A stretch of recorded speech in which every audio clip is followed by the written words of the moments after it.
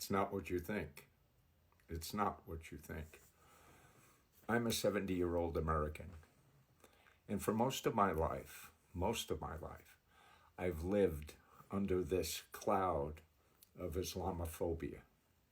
I admit it. I bought everything that my government told me about Muslims, about Islam. And then, at 68 years of age, I'm led to the Quran.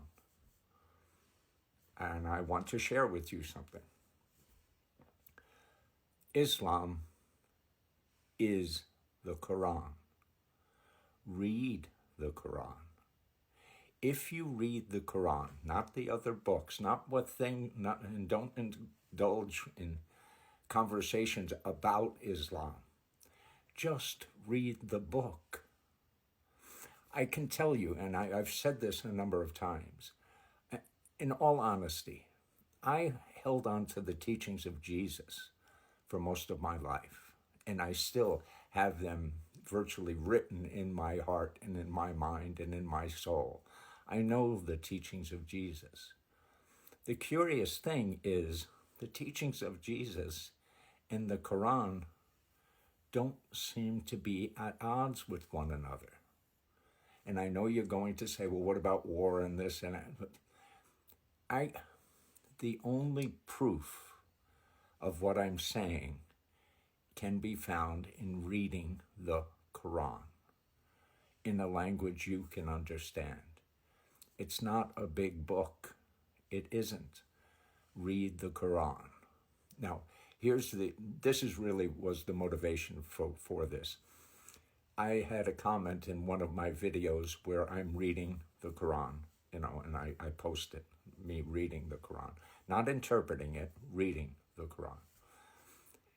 And I got a response from this fellow, I think it's a fellow, and I could tell in the response that he was very excited. He says, I can't believe this, that he found me reading it. And he goes on, I think it's a he goes on to say, I've just begun reading, but I'm only in chapter 2. And I encouraged him, and then this was last night, and then I put down my phone, and I laid down, and something told me to reach out to him again. So I got up, and what I said to him is what I would say to you. In reading the Quran, you will find that chapter 2, for example, is the largest chapter and may present itself as a bit of a challenge to get through.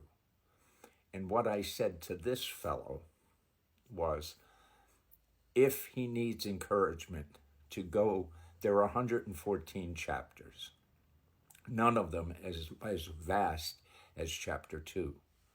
So I encourage this fellow, go to the back and read forward. Start at 114 and read forward if you need encouragement. This is to a fellow who says he's already in the midst of reading chapter 2. But that can get a little burdensome. So I wanted to encourage him.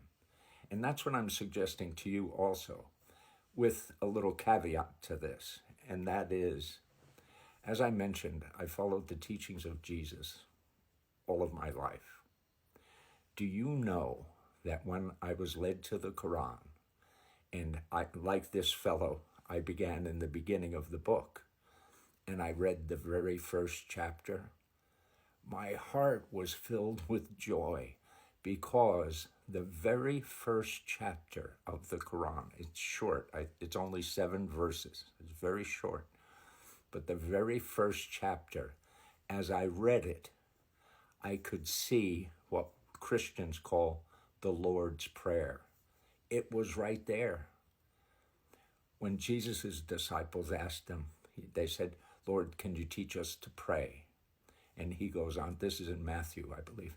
He goes on and he says, don't be like the hypocrites and repetition and that, and do it. Go into your private place and ask God in secret. And what you ask God in secret, God will reward you openly, and pray in this manner. And then he gives what we Christians at the time, what we had been taught is the Lord's Prayer. The beautiful thing is that the sentiments of what Jesus says and how to pray to the Lord God Almighty is virtually the same sentiments. The words are a little different, but I'm telling you, if you know the prayer, Our Father who art in heaven, hallowed, you know that. If you read the first chapter of the Quran, you can't help but see that it is the same. So I want to get us out of the America first, and I want to suggest unity for all. And one of the biggest obstacles, as I see it, is the attitude that America has towards Islam. And it's based on the actions of these people who call themselves Muslims. And I guess they are Muslims. But the true Islam is found in the Quran. Do you know that the Quran says that Jews and Christians who believe in God, believe in Judgment Day, and do good shall have their reward with their Lord, and they shall not fear nor grieve? Tell me, does that sound like anything you've been raised with about what Islam is? Please try reading the book. I think it'll help you get over this Islamophobic, or get through this Islamophobic cloud that America has been under for my whole life. I'm 70. I wish you well. Peace.